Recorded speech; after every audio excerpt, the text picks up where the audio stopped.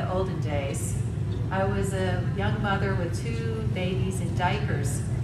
And at that time, life was very fast, and it still can get very fast with all of the to-dos of running a business, being a wife, being a friend, being a daughter, a sister, a mother, and trying to find time for myself was no easy feat. So I went to my husband. I was just overwhelmed, and I told him that I needed some time to myself. I needed to get away. And I didn't even know what I wanted to do when I was away, or exactly why I needed to get away, but I just knew I needed some time to myself. And at the time, I thought it seemed incredibly selfish. It seemed like the ultimate of what a selfish person she is. I mean, I had 2 babies, and still I wanted a retreat. And he graciously agreed, and I asked around to some friends, where can I go to get some time by myself? And I had some criteria. I wanted it to be quiet. I wanted it to be within a 2-hour radius of where I lived, which was Salt Lake City at the time. And I wanted it to be affordable. Again, young mother, 2 babies, I needed it to be affordable. So I found this great place outside of Park City, Utah, in the Heber Valley, where there were hot pots and a funky old inn, and I booked 2 nights. They didn't have televisions, and they didn't have phones in the rooms. So that was great for me. So I booked 2 nights, and I was so excited. I packed up myself. I got my journal, a couple of books, some sketch pads, some drawing pencils, and I was going on retreat. So I drove up, and the wind was in my hair. Joni Mitchell was streaming the airwaves, and I just was so excited. I got to the place, I unpacked, and I looked around, and I thought, now what? I had no idea what to do. I didn't know what to do with myself. I hadn't spent time with myself in so long. I didn't know what it even meant to be on retreat and how to take care of myself. But after a while, I settled into a rhythm. I'd go to the hot pots, I followed my nose, I ate when I felt like it, I wrote my journal, I meditated, I prayed, I drew, and I had a luscious time. And in that time, I found some principles or precepts that became not only the means to an end, they were not only the trail, but they were also the destination. And in following these precepts, I found myself experiencing more and more of the sacredness of this time, and then the sacredness in myself and the sacredness of life. So this time became far from selfish. It became sacred, and it became a way for me to reconnect with my family and with myself in a much more meaningful way. So what I thought we could do today is explore these 5 precepts together and see how it might, in what you're hearing, if it might apply to you in some of the ways that you're living your life, and some of the ways that you can access more of the very preciousness in the minutiae of daily life. Sound like you're in the right place? Sound okay? All right. So the first one is self-acceptance. In experiencing self-acceptance, it's not a static state. It's very dynamic.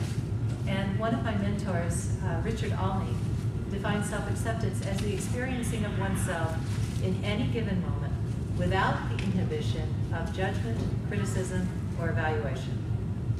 Do you want to hear that again?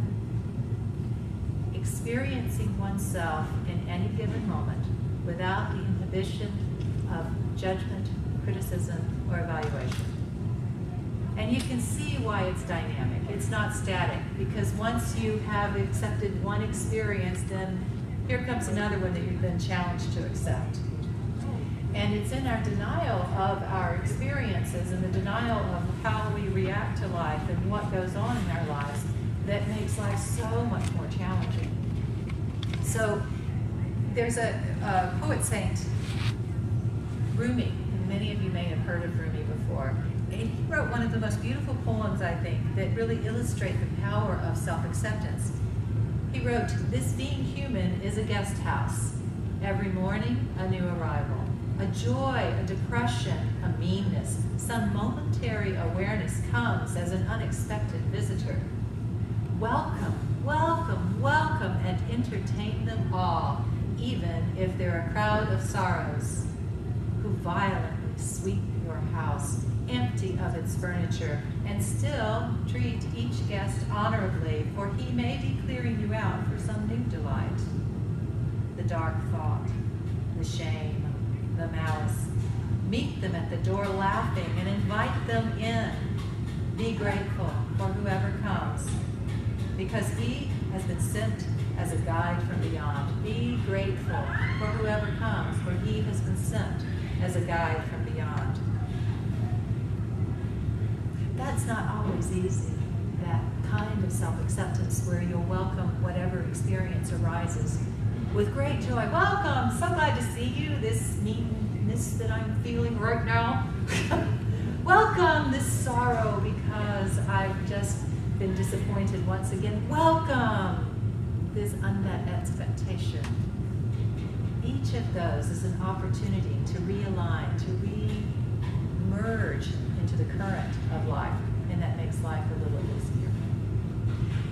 The absence of self-acceptance ripples out really strong effects and contribute to our feeling disjointed and contribute to our feeling less self-esteem, less confident, and less joyous in our relationships with other people. You see how that works?